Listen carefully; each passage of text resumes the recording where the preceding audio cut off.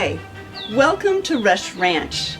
My name is Lynn Garrison and I am a docent and guide for Marshes Matter.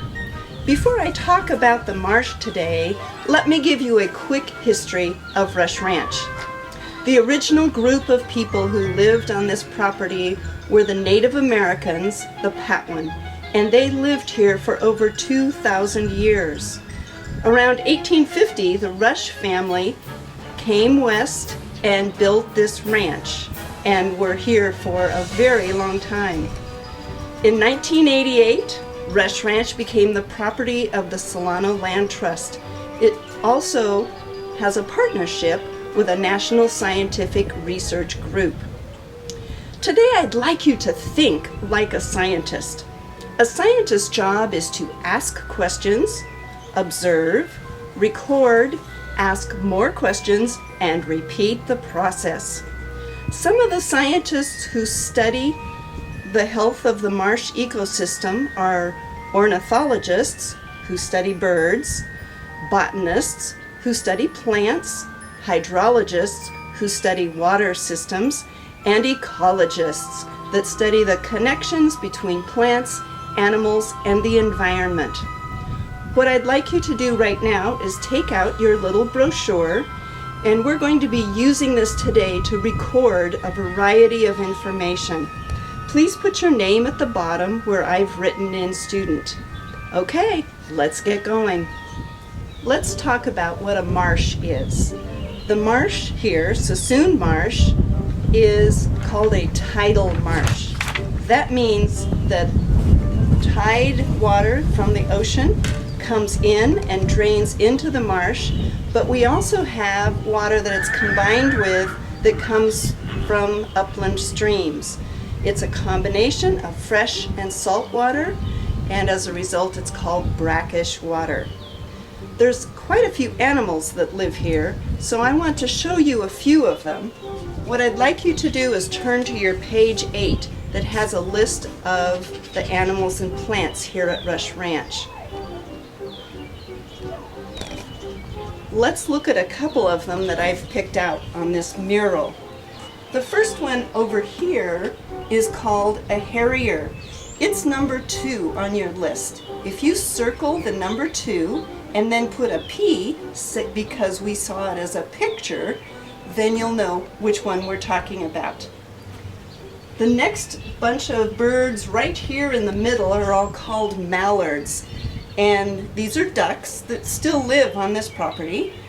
This is number 9 on your list, and again we want to put a P next to that. The large white bird here is a great egret. That's number 11. Put a P next to that.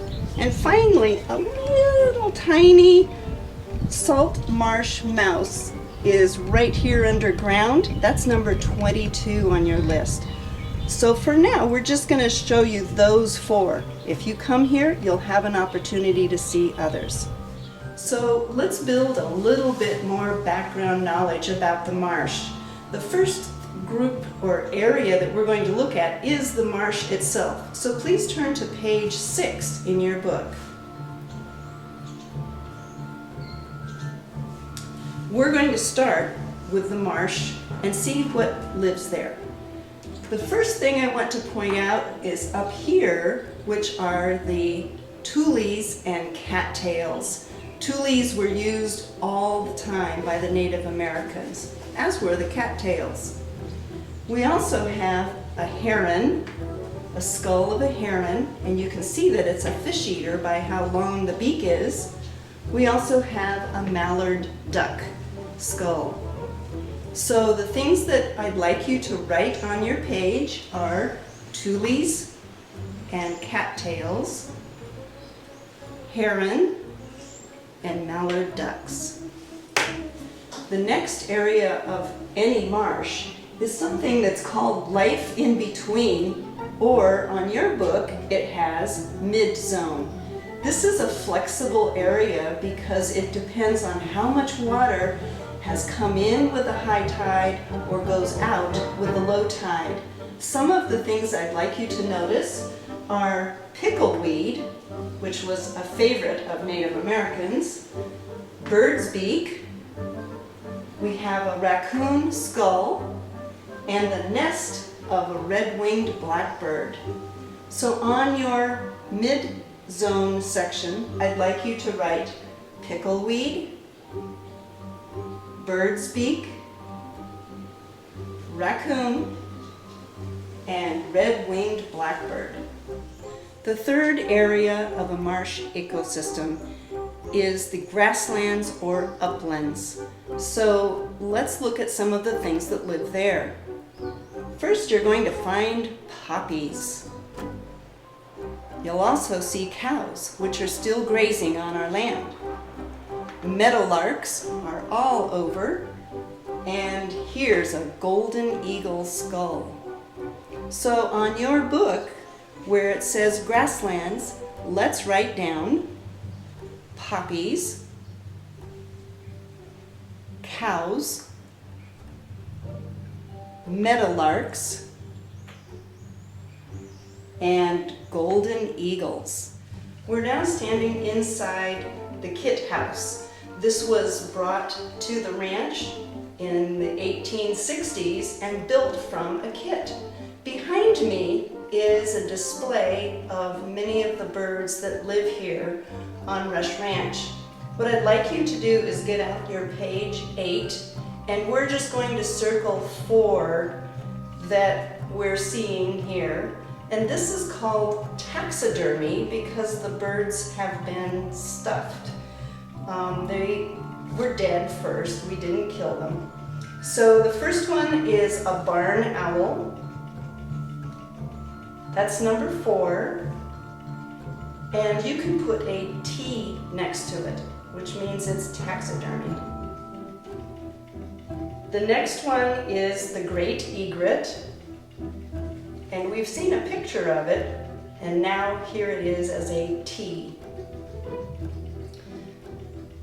The next is a burrowing owl, number 12, T. And number 15, a hawk. We're also going to mark that T. When you come, you can have an opportunity to really look closely at the rest of the birds. Before we head out onto the trail, I have one last stop, and that's inside the barn. We're not going to go inside with the camera, but we did take a picture of our barn owl who lives there. And that is a live barn owl. On your page, barn owls are number 4. So you can now put an L that you have seen a live barn owl. Now, I have an activity for you. Now that we've looked at a variety of animals and plants, I would like you to choose at least one plant and one bird or animal and do a tiny bit of research. Find out what you can, especially some of them that we haven't yet talked about.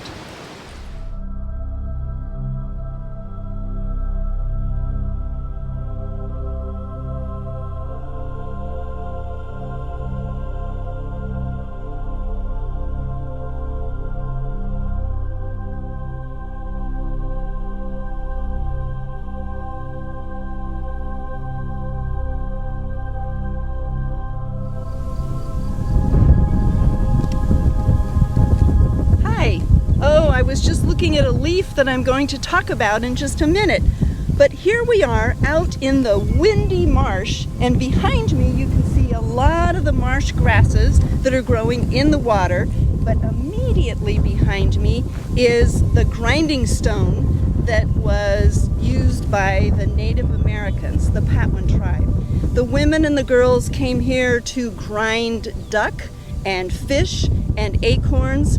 And scientists from UC Davis actually dated these portals, the holes, to 2,000 years ago, which meant that this has been used at least 2,000 years, if not longer, by the Patwin and other native tribes. But let's talk about this leaf in my hand. So what I'd like you to do is turn to your page 4.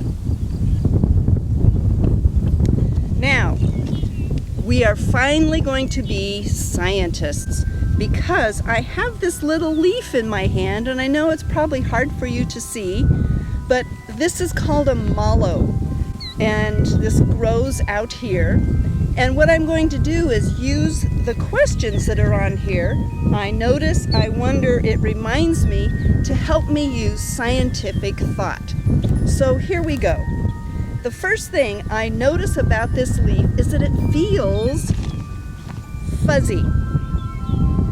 I wonder why the plant would need to have a fuzzy covering.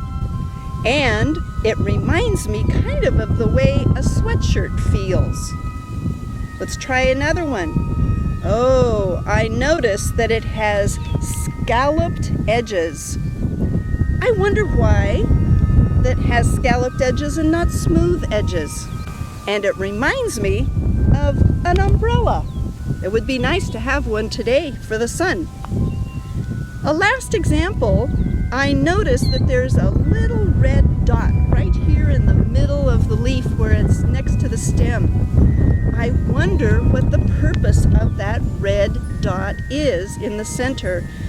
You know, it reminds me of the little red LED light that I was using earlier in our presentation. So now I have an activity for you.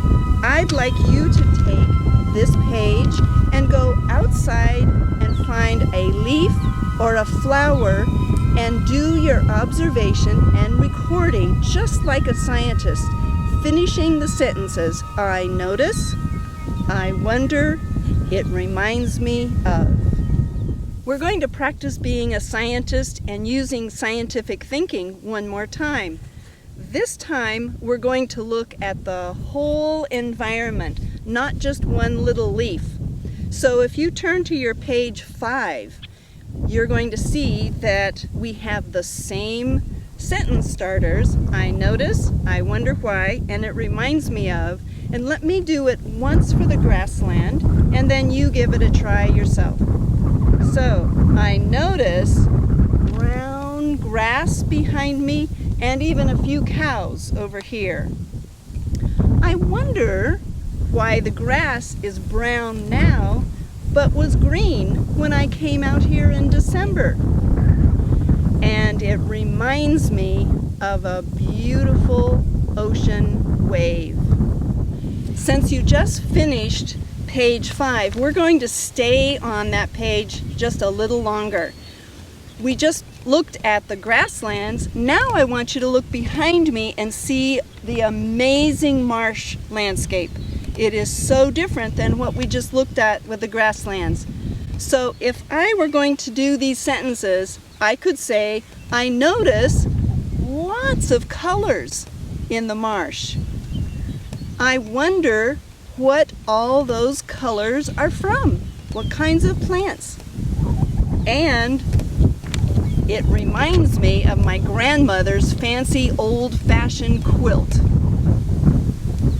Now what I'd like you to do is the same 3 statements, and you come up with 3 things about the marsh using I notice, I wonder, and it reminds me of. So while we're up here on the top of this hill looking down at the marsh in different directions, we're going to do one more little activity. And what I'd like you to do is turn to page 3, and it lists a whole bunch of things.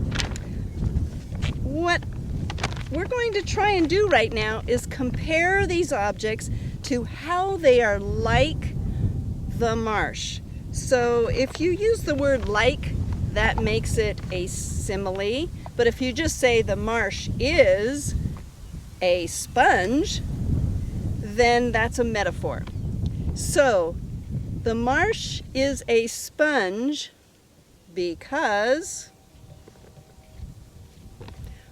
well, it holds water and then releases it slowly to keep all the nutrients that it needs to keep plants and animals healthy. That's a sponge. Let's look at the strainer. The marsh is like a strainer, or is a strainer?